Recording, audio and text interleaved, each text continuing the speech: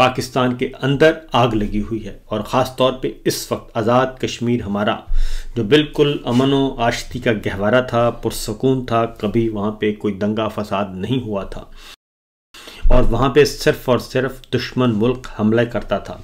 और उसके line of control के उस पार से भारत हमले करता था और हमारे जवानों को शहीद करता था।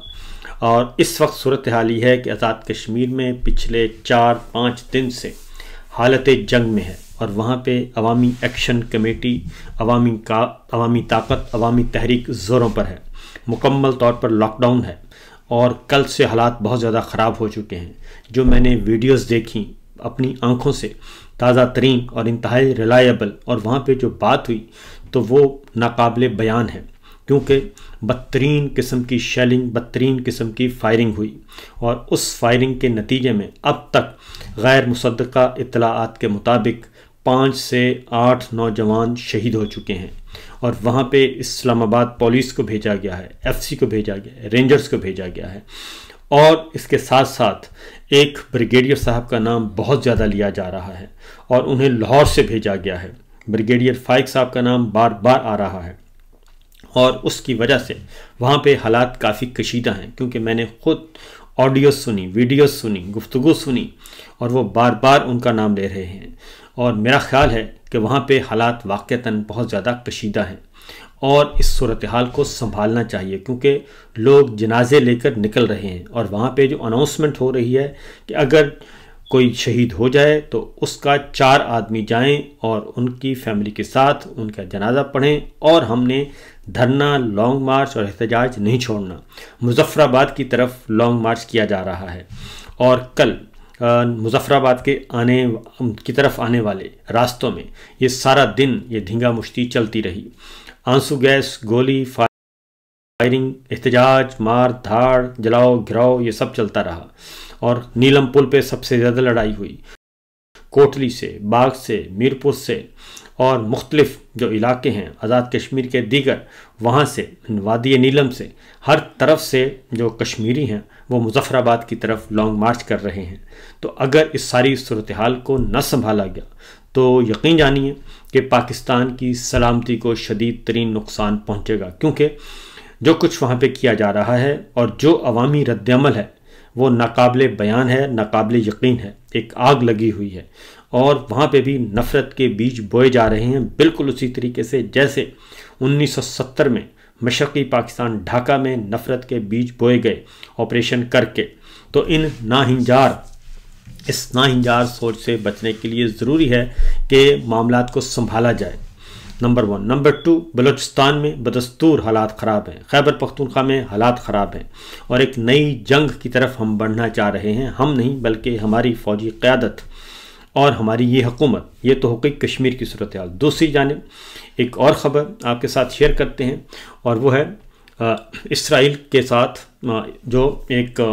चल रही थी एंगेजमेंट गैर एलानिया तौर पे, खुफिया तौर पे, और एक अमन मुआहदे की बात हो रही थी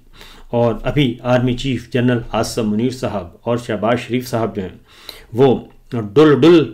के जा रहे थे और उनकी खुशियां नहीं संभाली जा रही थी जो उन्होंने मुआहदा किया और जिस मुआहदे की वो तायद कर रहे थे बग़ैर पढ़े, उस पर शदीद रद्द-ए-अमल आया और उसको अब कतर ने भी उस पर तहफ़्फ़ुज़ात का इज़हार कर दिया, उस पर हमास ने भी तहफ़्फ़ुज़ात का इज़हार कर दिया और अब पाकिस्तान भी उससे बाहर निकलने की कोशिश कर रहा है। और जल्दबाजी में और बंद कमरों में जब आप कमिटमेंट्स करेंगे तो फिर ऐसा ही होगा क्योंकि अब कल जो एक स्टेटमेंट दोबारा पढ़ी गई और पाकिस्तान की तरफ से, तो उन्होंने कहा कि तमाम मकबूजा फ़लस्तीनी इलाकों में फ़ौरी गैर मशरूत और मुस्तकिल जंगबंदी, नाकाबंदी का ख़ात्मा और इंसानी इमदाद तक बिला रुकावट रसाई, तमाम यरगमालियों और फ़लस्तीनी कैदियों की रिहाई, जबरी बेदखली, बस्तियों की तामीर और इलाक़ के किसी भी मनसूबे का मुकम्मल ख़ात्मा। और तीसरा ये कि वक्त से बंधा सियासी अमल जो बैनुल-अक़वामी कानूनी जवाज़ के मुताबिक हो ताकि एक आज़ाद, मुख्तार और मुत्तसिल रियासत फ़लस्तीन कायम की जा सके जो 1967 से पहले की सरहदों पर मबनी हो और जिसका दारुल हुकूमत अल-कुद्स अल-शरीफ हो। ये वो बात है जो कि इमरान खान साहब भी कहते थे और पाकिस्तान का असूली मौक़िफ़ रहा है कि अक़वाम मुत्तहिदा की करारदादों के मुताबिक 1967 में जो स्टेटस था फ़लस्तीन का, वो तमाम इलाके फ़लस्तीनी रियासत में शामिल होंगे और एक आज़ाद ख़ुद मुख्तार फ़लस्तीनी रियासत कायम की जाएगी। लेकिन यहाँ पे तो बिल्कुल मामला ही मुख्तलिफ था। पहले बताया कुछ गया और फिर जब तहरीर में आया तो उसमें मज़ीद तहरीफ कर दी गई, और मज़ीद तहरीफ के बाद जब अनाउंस किया गया तो पता चला कि जनाब इसमें तो ना सऊदी अरब और ना ही पाकिस्तान और ना ही मुत्तहिदा अरब अमारात, ना ही तुर्किया और ना ही इंडोनेशिया और ना ही कोई और मुल्क इसमें शामिल है। इसमें तो सिर्फ उर्दन और मिस्र शामिल होंगे और बाकी इंटरनेशनल फोर्सेस होंगी। तो जब ये सिचुएशन आई तो उसके बाद वो सारे का सारा एक धड़ाम से नीचे मामला खुल गया और अब किसी को मुंह दिखाने के ये काबिल नहीं रहे, क्योंकि इन्होंने जल्दबाजी में ये सब कुछ किया था। तो लिहाजा वो मुआहदा तो हो गया है जनाब, लेकिन हमारे सिपा सलार जो हैं वो लापता हैं और उनका अभी तक कोई रद्दअमल नहीं आया किसी किस्म का। शहबाज शरीफ साहब और इसहाक डार साहब को तो नदामत और सुबकी का सामना है ही, क्योंकि उन्होंने भरपूर तरीके से जो ट्वीट्स किए थे अब वो ट्वीट्स को हम वो डिलीट भी नहीं कर सकते, लेकिन उसको अब अगले ट्वीट में का इंतज़ार रहेगा। इसहाक डार साहब जो हैं अब वो वजाहतें पेश करते फिर रहे हैं। कल तक वो कुरान और सुन्नत की रोशनी में उसको सच साबित कर रहे थे और आज वो सब वजाहतें और सफाइयाँ पेश कर रहे हैं। आगे बढ़ते हैं, क्योंकि इस वक्त ग्राउंड रियलिटी क्या है, ज़मीनी हकीकत क्या है। 44 मुल्कों पर मुश्तमिल रज़ाकार एक बहरी आलमी काफ़िला समंदर के रास्ते गज़ा में एक इंसानी हमदर्दी की बुनियाद पे खुराक लेकर जा रहा था, खाने पीने की अशिया लेकर जा रहा था, और इसको नाम दिया गया था समसुद गज़ा फ्लोटेला। ये जा रहा था और इसमें पाकिस्तान के सेनेटर मुश्ताक अहमद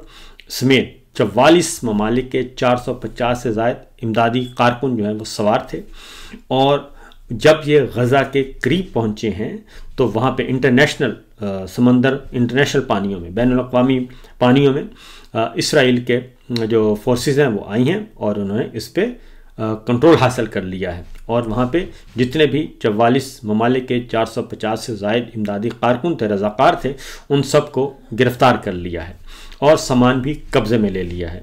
तो ये सूरत हाल है। सेनेटर मुश्ताक साहब इस वक्त पाकिस्तान के वो ज़ेर हिरासत हैं, तमाम के तमाम कारकुन रज़ाकार भी ज़ेर हिरासत हैं। और शहबाज शरीफ साहब ने इस पे एक ट्वीट किया है और उन्होंने कहा है कि जी इस बुज़दिलाना हमले की, इसराइली फ़ौज के बुज़दिलाना हमले की शदीद तरीन मज़म्मत करता हूँ। पाकिस्तान की तरफ से उन्होंने कहा कि मज़म्मत करते हैं हम, और ये गैर कानूनी हिरासत में लिया गया है और बेलौस कारकुनान का वाहिद जुर्म ये था कि वो बेकस और मज़लूम फ़लस्तीनी अवाम के लिए इमदाद ले जा रहे थे। तो पाकिस्तानी तमाम कारकुनान की फौरी और गैर मशरूत रिहाई का मुतालबा करता है। तो जनाब बात यह है कि यही चीज़ है कि ज़मीनी हक़ाइक़ तो बिल्कुल नहीं बदले, ज़मीनी हक़ाइक़ तो वही के वही हैं। और आज फिर बड़े एहतजाज का मुतालबा किया गया है और आज सेनेटर मुश्ताक और दीगर गिरफ़्तार लोगों के ख़िलाफ़ मुज़ाहरा होगा, गिरफ़्तार लोगों की गिरफ़्तारियों के ख़िलाफ़ मुज़ाहरा होगा। इस्लामाबाद में कॉल दे दी गई है। और दूसरी जानिब पाकिस्तान तहरीक इंसाफ ने भी अवामी एक्शन कमेटी आज़ाद कश्मीर में जो एहतजाज हो रहा है उसकी हमायत का ऐलान कर दिया है और हिदायत चली गई हैं कि जनाब इसको फुल तौर पे सपोर्ट करें और किसी किस्म की कोई पीछे नहीं हटना। और साबिक आज़ाद कश्मीर वज़ीर आज़म सरदार क़य्यूम नियाज़ी ने भी इसको सपोर्ट कर दिया है, हमायत का ऐलान कर दिया है। सिचुएशन क्या चल रही है जी इस वक्त, ये तो होगी एक तरफ। अब आते हैं ज़रा, ये सारी सूरत हाल आपके सामने है। कहीं भी रियासत पाकिस्तान की जो रेट है वो कहीं भी नज़र नहीं आ रही और जो कि नज़र आनी चाहिए। इस वक्त जो मेरे सामने मनाज़िर हैं वो बहुत ही खौफनाक किस्म के मनाज़िर हैं और अगर आप उन्हें देखें तो आपको अंदाज़ा होगा, मेरे आप साइड पे चल भी रहे होंगे, कि लोग जो हैं आज़ाद कश्मीर के ख़ास तौर पे आज़ाद कश्मीर का मुकदमा हम हारते जा रहे हैं सिर्फ़ इसलिए कि ज़ाती अनात की बुग़्ज़ की खातिर, बुग़्ज़ इमरान में हमने बहुत नुकसान कर लिया है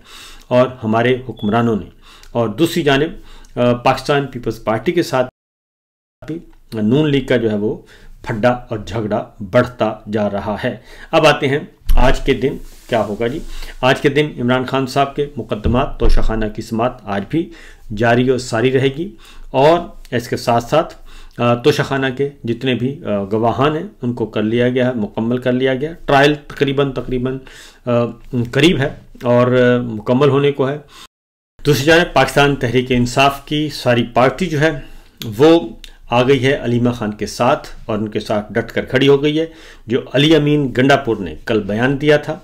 अलीमा खान के ख़िलाफ़ और इमरान खान साहब के पास जाके सबसे पहले शिकायत लगाई और उसके बाद जब इमरान खान साहब ने अलीमा खान को बताया और उनसे पूछा कि इसकी हकीकत क्या है तो अलीमा खान साहबा ने बाहर आके वो सारी गुफ्तगू बयान कर दी